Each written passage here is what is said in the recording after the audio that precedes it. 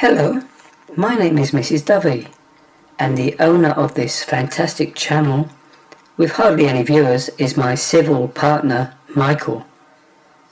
Michael's channel is one of the better ones, exposing crimes of the state, or perhaps our deeper state, these extrajudicial crimes known as gangstalking.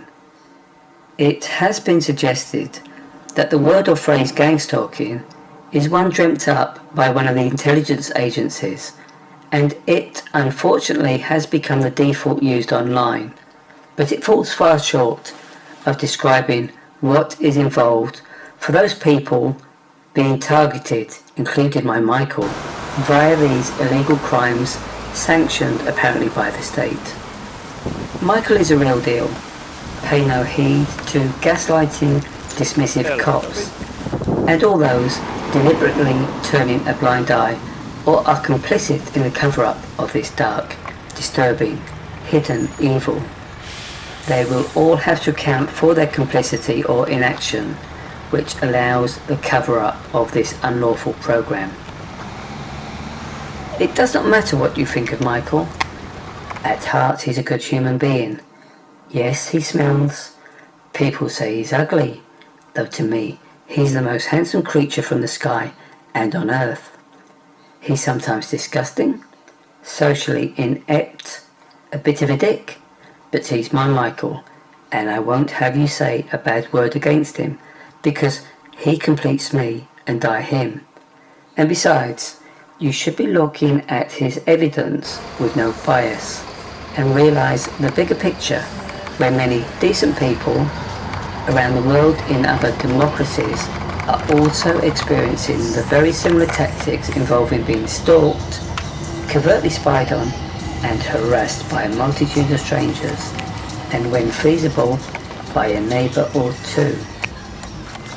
Such a morally bankrupt neighbour living next door, above or below the target, poses the most danger, because believe it or not, such a neighbour is provided with the means to accurately harass, monitor and sleep deprive. This neighbour's efforts will be generously rewarded by those employing these amoral sadists and providing them with instructions and the tools for these scumbags to covertly destroy any semblance of a normal and harm-free life. Just focus on Michael's abundant proof of a few of the elements used in this program and realise technology plays a very significant role. Some of the even more disturbing elements are not easily provable without someone credible developing a conscience and coming forward to confess their part or what they know. But Michael doesn't see this happening anytime soon.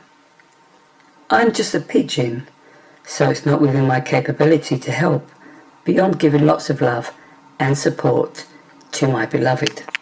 Just so you know that the police are one of the organisations involved in the cover-up of this illegal program, let me show you a few equally sinister things they've actioned in order to silence and suppress the reality.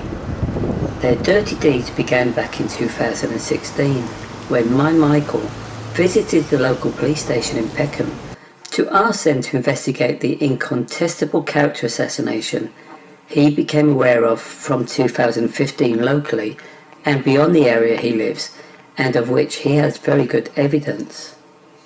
He was told they would not be able to help if he couldn't point out or name one of the people involved in verbally harassing him. With the exception of the gangstalking neighbour that lived in the flat below, Negash Tashomi and his sick family, Michael couldn't cite any specific person because they were strangers. Michael left the station somewhat bemused. Within a few weeks of that visit, Michael received a letter from Mental Health Services. Confused as to why he'd received this appointment, he phoned the number on the letter and directly asked why he'd been given an appointment, only to be told the police had referred his name to them. So instead of investigating the undoubted character assassination spreading like the coronavirus across the world, they make the insidious decision to attempt to have someone attach a mental diagnosis. Two policemen did visit Michael's flat in 2017 and listened to and watched some of the video clips he'd recorded and edited, and they listened via both an external speaker and headphones, and both agreed they did hear some instances of the insults directed Michael's way. But in the time since that visit from the police to Michael requesting a police Merlin report, the police's views have changed somewhat, taking a darker turn. So what they now saw and heard in Michael's videos was either nothing at all or purely coincidence, and to add insult to injury, have made the concerted effort to have some incompetent, unprofessional, or someone complicit ignore Michael's accumulated evidence and label him as being delusional. My honey bun is many things, and I've mentioned a few above, but if there's one thing he most definitely isn't, it's delusional. Michael is as grounded a person you'll meet, and it's one of the traits I adore him for, as well as his terrible attempts at being funny. Anyway, the police did get their wicked way, and the poor wonderful love of my life had the ignominious false label of having delusional thoughts ratified by a female psychiatrist. Michael believes that wasn't necessarily evil, which is part of these unlawful operations, so it could be possibly used at a later date against him. My wonderful life partner was not happy about these dark, obfuscating tactics, and has continued to gather evidence, very good evidence, but I'll show you parts of that police Merlin report, which he requested in 2018, as this report was said to be the reason my dearest sweetheart received those bogus mental health referrals, and I'll include a paragraph from a letter dated 11th of January 2018, where he voluntarily saw this female psychiatrist because he was told doing so might put an end to the unwarranted police visits. It did, but he was now saddled with the false diagnosis of being delusional. As I said earlier, I'm just a pigeon, but even I can see this is so dark and wrong, and has no place in a so-called democracy.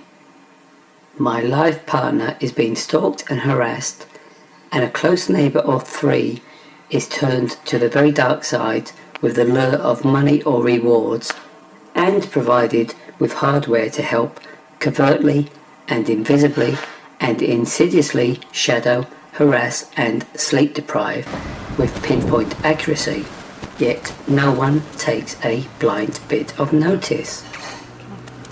Here are those few paragraphs from both the Metropolitan Police's Merlin report and from the female psychiatrist.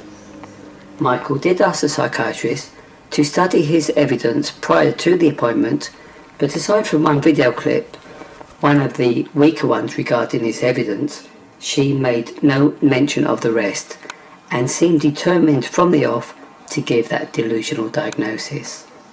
So here are the false claims by London's Metropolitan Police and equally false diagnosis from the psychiatrist.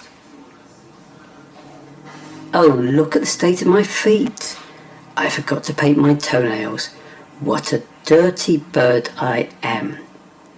Michael loves to suck my toes, especially after I've been treading on earth and grass after recent rainfall. Having now seen these outrageous, and let's be honest, totally false and sinister claims, let me refer you to Michael's evidence. Watch these two videos and ensure you wear earphones or headphones because they are essential in order to hear the various insults and other triggers being used against him. The first is the shorter of the two, so maybe watch that first. It's called Alternative Triggers in My Gangstalking or Just Coincidence.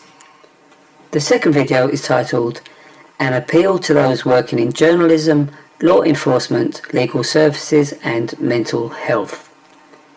It consists mainly of strangers directing insults at my one and only true love. It breaks my heart to know he can't sleep in the flat because he fears for his physical health, but still has to deal with the daily stalking and covert harassment outside. On the subject of evidence, other people's evidence, where is it? One explanation for the lack of evidence online might be plausible deniability and compartmentalization. But that won't wash with the evidence my Michael has. But it is odd that so many people cite the character assassination as one example of the targeting being used against them, which is a common theme, but they have little to no proof of it. This program has been secretly running for many, many years, covertly spying on, stalking and harassing by various means those selected to have their lives slowly and surely destroyed. And the media, when not doing a hatchet job, are ignoring this, as apparently are the legal profession, human rights organisations and other bodies that should be investigating thoroughly the claims by those that appear genuine. And of course I include my Michael here because he has both evidence of a few of the elements used in his targeting and evidence of what appears to be a cover-up by the police. But there is very little in the way of credible proof online from others, with the exception of videos purporting to show targets becoming sensitized to colours and being stalked or followed by people wearing clothes or driving vehicles that are typically red, black or white, and the regularity of these colours apparently an indication that it's more than randomness or chance to see such frequency of the same colour. Whether such evidence would stand up in court has yet to be tested, but Michael is a little bit sceptical.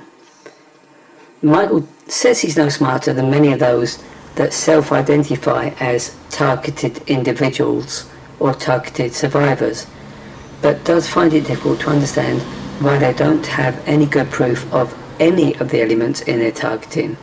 But that phrase of plausible deniability as well as compartmentalization might explain this lack of proof. In those cosy images of my gorgeous Michael and myself watching some movies, or me sitting on Michael's leg looking longingly and lovingly into his eyes, the truth is those shots took less than a minute to shoot. I was edited in later at a library. The reason for this is because if Michael should stay stationary for more than a few minutes in his flat, he'll get burning and intense aches to any parts of his body facing the flat below, regardless of which room he is in, so he isn't able to relax nor sleep in the flat. He cannot prove radar-based hardware was and possibly still is pointing his way from those in the flat below, nor any other potentially harmful hardware. But if you listen to Michael's audio recordings of the Tashomi family, which are at his OneDrive account, and the link is in the description below, you will understand that Michael's location was known, and so he could be accurately targeted with shouts to get up, shouted insults and banging noises underneath him. Although he cannot substantiate what to the layperson will sound darkly implausible with regards to claims of harmful equipment aimed at him, the fact he has these audio recordings which more than suggest his location within the flat was known, and add into the mix the proof of the stalking and being harassed by strangers outside, then his claims should be given very serious consideration, because if such hardware which can see through walls or shoot their payload invisibly through concrete and metal are being used, is this not a horrific form of torture because of the invisibility factor?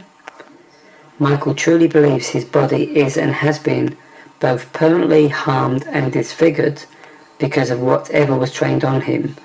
The Tashomi family should be tried in a court of law for unlawful spying, harassment and torture. Please remember what the police have said about vehicles apparently talking to him, and even a pigeon. I have a wonderful relationship with Michael, but sadly I don't have the ability to converse with him. Please no jokes about pigeon English. And he cannot converse with me. He does look after me and uses a few terms of endearment, but actually conversing with me and I him is impossible. But the police needed to portray him as having some form of mental illness, which of course he doesn't. So do listen carefully to any clips where Michael states he hears insults from an occupant within a car, van or lorry. After watching these two videos, you will know the police are indeed covering up Michael's reality. There is unequivocal proof of the character assassination and that he is somehow tracked. Other elements within these covert operations, and I'm speaking about the technologies being used, are not able to be proven unless someone comes forward. But with regards to the two elements he has acquired evidence, that evidence is beyond any reasonable doubt.